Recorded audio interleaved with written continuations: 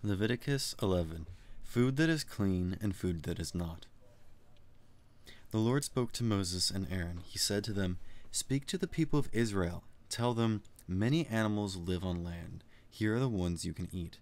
You can eat any animal that has hoofs that are separated completely in two, but it must also chew the cud. Some animals only chew the cud. Some only have hoofs that are separated in two. You must not eat those animals. Camels chew the cud, but their hoofs are not separated in two, so they are not clean for you. Rock badgers chew the cud, but their hoofs are not separated in two, so they are not clean for you. Rabbits chew the cud, but their hoofs are not separated in two, so they are not clean for you. Pigs have hoofs that are separated completely in two, but they do not chew the cud, so they are not clean for you. You must not eat the meat of those animals. You must not even touch their dead bodies. They are not clean for you. Many creatures live in the water of the oceans and streams. You can eat all of those that have fins and scales, but be sure to avoid all of the creatures in the oceans or streams that do not have fins and scales. That includes all of those that move together in groups, and all of those who do not. Be sure to avoid them. Do not eat their meat. Do not even touch their dead bodies. Be sure to avoid everything that lives in the water that does not have fins and scales. Here are the birds you must be sure to avoid. Do not eat them, be sure to avoid them. They include eagles, vultures, and black vultures. They include red kites and all kinds of black kites. They include all kinds of ravens. They include horned owls, screech owls, gulls, and all kinds of hawks. They include little owls, cormorants, and great owls. They include white owls, desert owls, and ospreys. They also include storks, hoopoes, bats, and all kinds of herons. Be sure to avoid every flying insect that walks on all fours, but you can eat some of the creatures that have wings and walk on fours. Their legs have joints so they can hop on the ground. Here are the insects you can eat. You can eat all kinds of locusts, katydids, crickets, and grasshoppers, but be sure to avoid every other creature that has wings and 4 legs. You make yourselves unclean if you eat those things. If you touch their dead bodies, you will be unclean until morning, or until evening. If a person picks up one of their dead bodies, he must wash his clothes. He will be unclean until evening.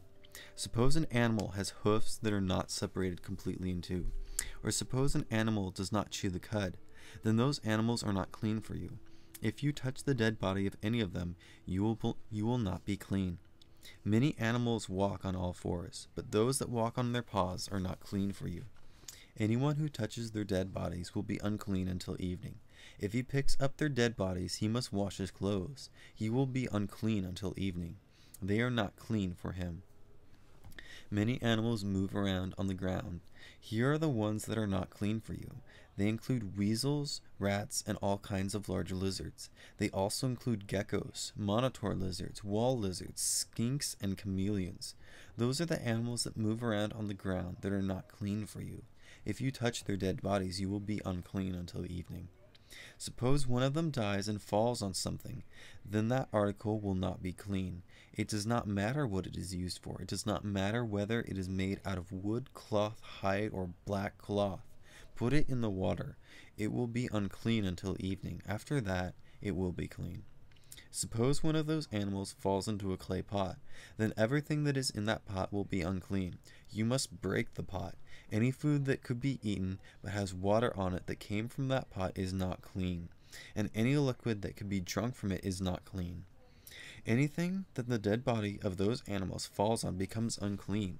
If it is an oven or cooking pot, break it. It is unclean, and you must consider it unclean. But a spring or a well for collecting water remains clean. That is true even if the dead body of one of those animals falls into it, but anyone who touches the dead body is not clean. If the dead body falls on any seeds that have not been planted yet, the seeds remain clean.